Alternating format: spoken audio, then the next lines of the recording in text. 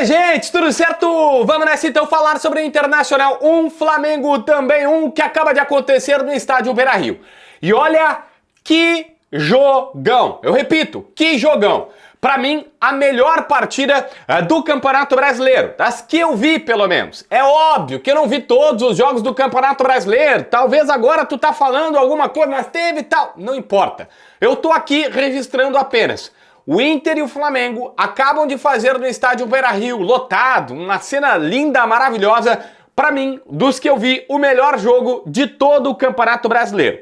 Duas equipes com jogadores maravilhosos em campo, o Inter tem bons jogadores, o Flamengo nem precisa te dizer, mas estava preservando um outro titular. Tinha Gerson, tinha Bruno Henrique, tinha um centroavante deles que os caras contrataram a peso de ouro. Cara, tava cheio de bom jogador pro Flamengo, entre outros, Léo Ortiz lançando bola e tá, cara, os caras estavam bem demais. E o Inter do técnico Roger Machado, aliás, os dois treinadores. Como é bom ver treinador que tem recurso, treinador que diz assim, ó, eu mexo aqui, tu mexe lá, e eu vou fazer aqui, tu vai fazer lá, e aí a gente tem o que nós temos. O cara que não é nem colorado, nem flamenguista, que chegou em casa, abriu uma cerveja, chegou do trabalho, pediu uma pizza e foi ver essa partida no sofá de casa, teve um espetáculo. E é sobre esse espetáculo que a gente tem que falar a partir de agora nesse vídeo. Esse vídeo que é pra KTO. Quer brincar, quer te divertir, KTO é o lugar. Eu me quebrei, apostei aqui no semi ao vivo que eu brinquei ali, né, no vídeo que eu tava falando sobre o Inter,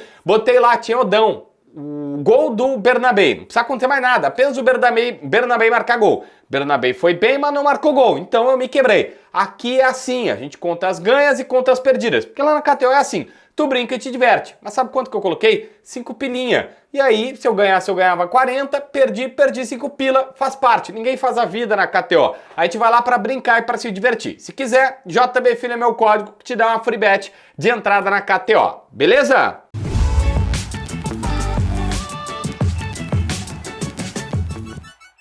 Gente, vamos lá. Primeira questão é que o Roger faz mudanças no time colorado. Ele coloca o Rogel na vaga do Cleiton Sampaio, isso vai mudar ao redor da partida, e coloca o Tabata como titular na vaga do Gabriel Carvalho, que era algo que estava se desenhando. De resto, o mesmo time do Inter. O Flamengo não vem com titulares, mas vem só com o Gerson e a Arrascaeta. Pulgar no meio campo, Léo Ortiz lá atrás, Rossi goleiro. Os caras têm, assim, Gonçalo Plata, que custou uma plata. Então, assim, os caras têm muita qualidade e jogaram, e por isso os times se enfrentaram. O primeiro tempo é mais Flamengo, mas aquela coisa assim, cara, muito no limite. Sabe aquela história do boxe, do round? O cara, eu nunca sei a pontuação de boxe, até porque eu não entendo nada, mas vendo lá, quando eu vi o Popó, era assim, não, 10-9 pro fulano, 10-9 pro cicrano e tal. Pois é, foi mais ou menos isso. Flamengo é pouca coisa superior, tá? O Inter começa melhor, pressiona, vai lá em cima, tem a chance com o Boé que a gente vai falar e tal, e aí tem outra chance de cabeça que dá no travessão, o Alan Patrick também perde, mas eles têm, cara, Gerson chegando com perigo, tem cabeçada do Pulgar que o Rocher tem que pegar, tem bola que passa raspando, tem chute de fora, tem, cara, lance quase cara a cara que tem que sair bem o Rocher, então assim, eles foram pouca coisa melhor. Se alguém disser que foi empate técnico, eu vou aceitar perfeitamente. Mas aqui vem a segunda etapa. E na segunda etapa, o Roger faz mudanças. Ele recua um pouco mais o Rômulo, na verdade ele segura o Rômulo e diz para os laterais que eles podem sair. E aí o Inter começa a pressionar muito mais. E nessa pressão, que não dura só no primeiro tempo, mesmo com num primeiro momento, tal qual no primeiro tempo que o Inter pressiona e consegue, não, o Inter fica lá na frente, o Inter fica criando oportunidades. E mesmo com as modificações que fez o Felipe Luiz, o Roger fazia outras alterações táticas, algumas até que eu não queria concordar ou que eu não queria aceitar, tipo tirar o Wesley e colocar o Wanderson, mas deu certo. E o Internacional é premiado com um gol e consegue a vitória. Falando aqui pontualmente sobre alguns casos, o Ener Valencia é o herói improvável do jogo. E ele é o herói porque o Inter tá tomando 1-0, mas consegue com o Ener Valencia fazer o empate. O Ener, ele primeiro Antes, eu não vou nessa, o Baldasso tá dizendo no nosso grupo do WhatsApp, já vou adiantar para vocês, que comemoraram o aniversário do filho com a temática do Inter, foi assunto no Debate Raiz, ele fez isso nessa semana, mostra que ele tá engajado. Eu não vou entrar nessa situação que é quase que folclórica, eu vou ler o jogo. Ele entra e ele entra com dois atacantes, o Borré na direita, ele na esquerda. E ele entra muito mais interessado. Antes do gol e até depois ele tem oportunidades. Uma ele estoura na zaga, a outra o Rossi pega. Mas especificamente sobre o gol, é a clara manifestação de que é como ele sabe jogar. O Ener Valencia é um cara de força e a finalização dele é até melhor que a do Borré. Ele é mais finalizador que o Borré. E aí o que acontece? Ele recebe uma bola entre os zagueiros, ganha na força, ganha na vitalidade, chega na cara do goleiro e finaliza. Esse é o Ener Valencia. O Borré é um centroavante ou um atacante, porque nenhum dos dois é 9 clássico, né? Mas ele é um cara que volta para tabelar, para armar, para fazer aquela parede, a combinação e depois aparecer para finalização. O Ener Valencia é aquele cara mais centroavante, mas ele não é camisa 9, mas ele é aquele cara que ele precisa, joga a bola no espaço vazio e deixa ele buscar, deixa que ele ganha na velocidade, que ele ganha na força, porque ele é muito forte, e ele vai na finalização tentar fazer a diferença. E foi isso que aconteceu. O gol, ele teve alguns componentes, assim, porque, por exemplo, o Alan Patrick não faz uma grande partida, ele perde um gol, tem um gol que é uma jogada na linha de fundo, já ainda no primeiro tempo, que o Bruno Gomes vai na linha de fundo e torta 2-3 e ele vai chapar e ele pega de canela. E ele não faz uma grande partida ao decorrer do jogo. Sabe quem é que rouba a bola do gol do Inter? O Alan Patrick. É ele que rouba a bola, toca pro Wanderson. Outra coisa improvável, Wanderson que a gente já tá aqui, não joga mais tão bem quanto jogava até o ano passado, começo desse ano, pois é.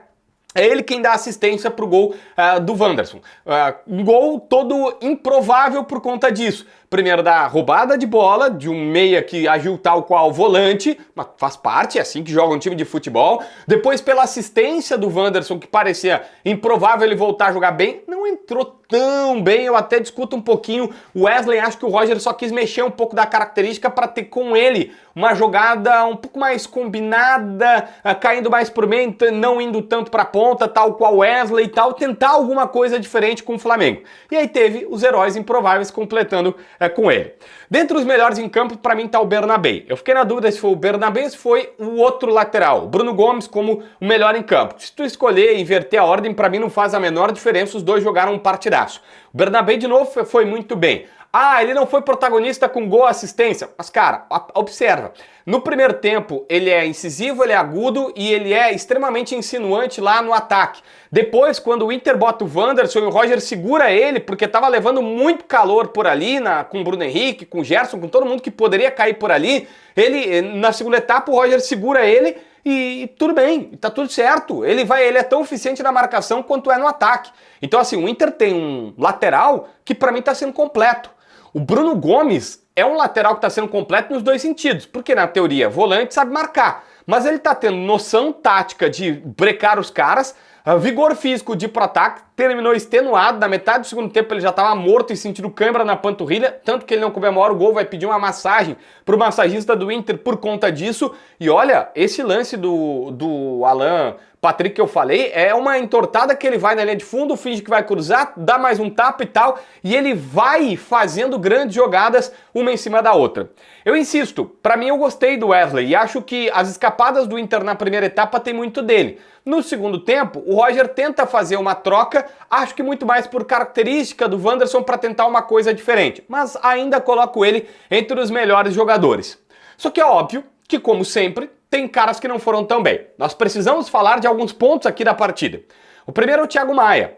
O Thiago Maia veio de uma sequência de 3 pênaltis consecutivos, 3 pênaltis que ele vem fazendo e esse é completamente injustificável.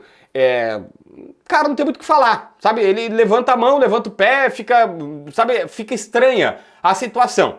E a sequência é ruim. Se a gente pegar lá em Goiânia contra o Atlético Goianiense, ele já tinha entregado uma partida. Depois tem o lance que tira ele do Grenal, fora os 3 pênaltis. Infelizmente, o cara que é o fiador do meio-campo, ele não tá conseguindo, e pra mim é o fiador, tá? Porque tu tem normalmente o Fernando, e talvez a gente poderia colocar que, o Fernando, ele sente falta do Fernando. O Rômulo tá jogando bem.